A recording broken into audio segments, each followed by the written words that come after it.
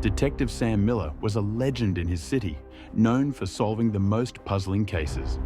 But he was ready to retire and hand over the reins to the next generation, until the Lockwood Manor case came up. It was the kind of case that clung to you like a shadow, and Miller couldn't resist one last challenge.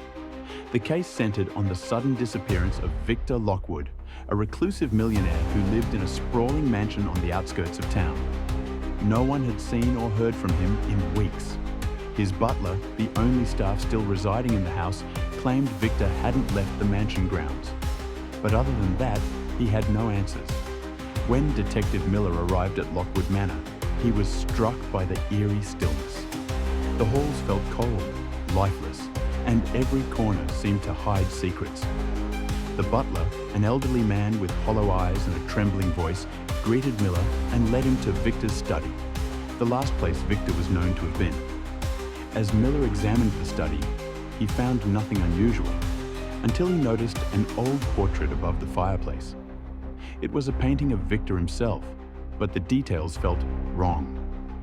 Victor looked older, frailer, almost haunted, and strangest of all, the eyes seemed to follow him. It was just his imagination, he told himself. Or so he thought. Hours passed as Miller combed through Victor's belongings, finding nothing more than mundane notes, financial records, and letters. Just as he was ready to leave, he discovered a hidden compartment in Victor's desk. Inside was a weathered journal, the pages brittle with age. He flipped through the journal, and one entry caught his eye. "I fear I am being watched. Every night, I hear whispers in the walls, footsteps behind me when no one is there. I see my reflection aging, changing in ways it shouldn't. I think my end is near."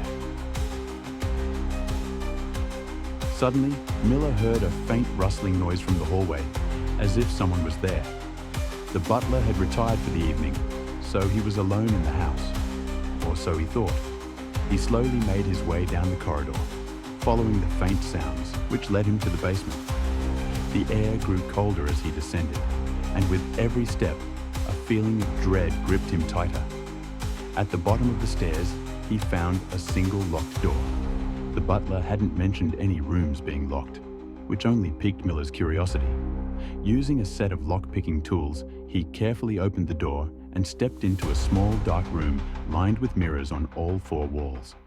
In the dim light, he could see his reflection 1,000 times over. But something was wrong. In the mirror's reflection, Miller noticed an eerie figure behind him, a man who looked hauntingly similar to Victor, but older and almost ghostly. As Miller turned around, the figure was gone, yet it remained in the mirror, staring back at him with hollow eyes. And then he saw it. Each of the mirrors was slowly transforming, showing Victor at various ages, each reflection older than the last. In horror, Miller watched his own reflection begin to change. Wrinkles formed on his face, his hair grayed, and his eyes grew dim. He tried to turn away, but his feet felt rooted to the ground.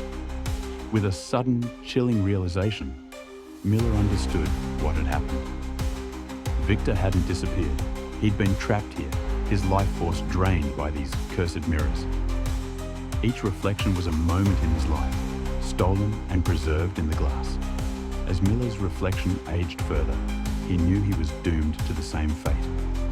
His strength faded, his vision blurred, and his last thoughts were filled with regret.